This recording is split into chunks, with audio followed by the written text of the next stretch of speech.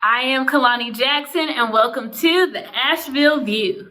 My name is Emma Hutchens, and I'm the Living Wage Program Coordinator for Just Economics. So you said that you are a project coordinator with Just Economics Western North Carolina. What all does your job entail?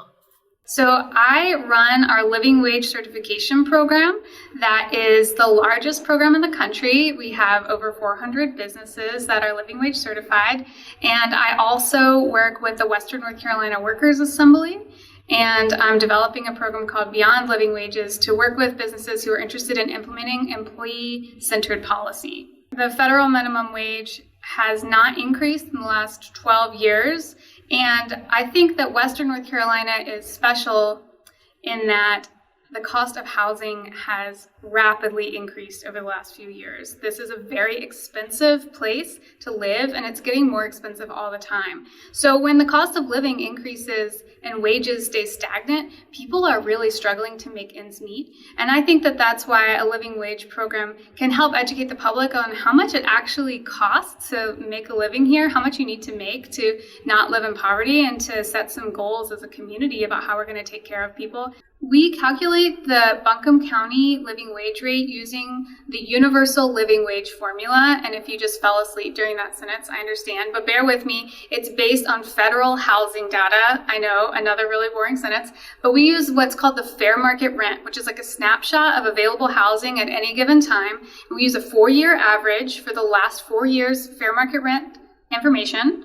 And we plug it into this formula, and it spits out the living wage rate, assuming that an individual isn't spending more than 30% of their income on the cost of living. So it's based on the cost of housing. It's specific to our area. We also use the housing information for a 1-bedroom. So for a 1 individual and a 1-bedroom, which means if a person has dependents like children, if they're not able to find a 1-bedroom, the living wage rate for that person would actually be higher. So I think that our living wage rate, as high as it is, as shocking as that number sounds, is actually a conservative number. Also, considering the fact that we use a 4-year average for the fair market rent means that if we just plugged in the 2021 fair market rent for Buncombe County into our formula, the living wage rate would be closer to $21 an hour, which is just wild for me to think about. So we do have a formula that we use. We recalculate it every year, and it's based on the cost of housing. So that number that applies to Buncombe County might not be relevant somewhere else. And another question that I have, so has this number changed like drastically from 2000, let's say 2017, 2018? During that time period, what was the cost of our living wage cost then? That's a great question. It's definitely been increasing more rapidly recently. So I started with Just Economics in 2019. The living wage rate was $13.65.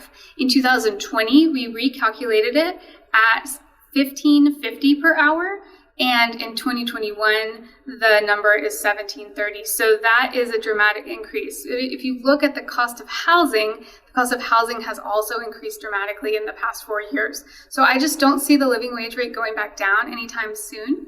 But I do think this, bigger federal conversation around the minimum wage being increased to $15 an hour will make a really big difference for workers everywhere, especially in Western North Carolina, where the costs are rising so quickly. Currently, the living wage is $17.30. So for an employer, what resources do you guys have to help an employer be able to pay their employees $17.30 per hour? Sure. So, we are running a voluntary program, so any employer can decide that they want to become living wage, and that's often where we start to be in touch with an employer. Although sometimes we reach out to businesses because we hear they're doing good things and we think they might want to get involved with the program. But, if a business is not currently paying a living wage, but they want to, then we often recommend checking in with a local organization like the AB Tech Small Business Center that offers free coaching for small businesses, or Mountain BizWorks, and to just do a reevaluation of your business plan, because the living wage is high. I mean, it's a lofty goal. And so employers that aren't there yet, that's okay. We understand not everybody is going to be there. We recommend starting to look at your business plan and making a a tiered plan where you're slowly increasing wages over time.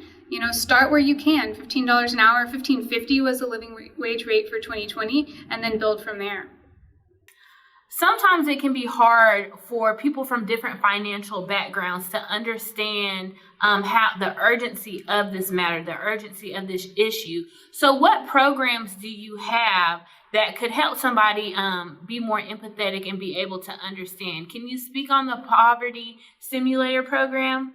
Sure. So Just Economics, especially in pre-COVID times, had a poverty simulation that we would do with communities that is like living a day in the life of a low-wage worker. And so we do these with groups of people where you have you're assigned a family, you have a new name, you have a certain number of kids, and you have a certain income, and then you go through the experience of what it's like to try to make your bills, to make ends meet, to take care of your kids with a low-wage job. And it's often a really eye-opening experience for people. It's been difficult for us to do this program during COVID because we usually have a big room full of people running around and like holding baby dolls and fake money. It's really silly, but it's also, I think it's really sobering experience. And we look forward to doing that again when we're able to be in person. We're also looking for ways to replicate that experience via Zoom. But I agree with you. It's difficult for people to understand what it's like to live in poverty if they've never lived in poverty before. I think our living wage program is first and foremost an educational program. We want people to understand how much the cost of living has impacted wages in this area and how much people need to survive. We also do work on transit and affordable housing in this community. We see all of these as being intricately linked, and all of these things are important for local people to have, to access. We all need to be able to get to work, to be able to access housing and groceries and childcare. So transit is a really big deal.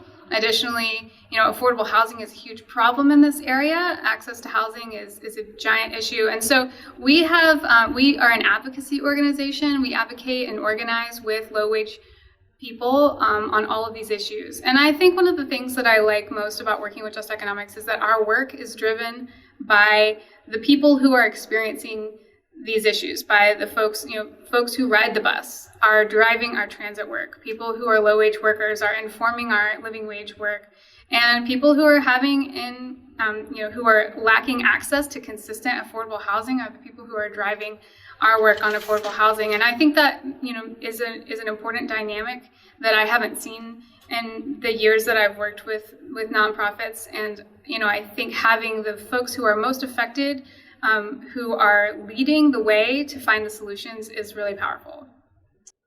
All right, Emma, thank you so much.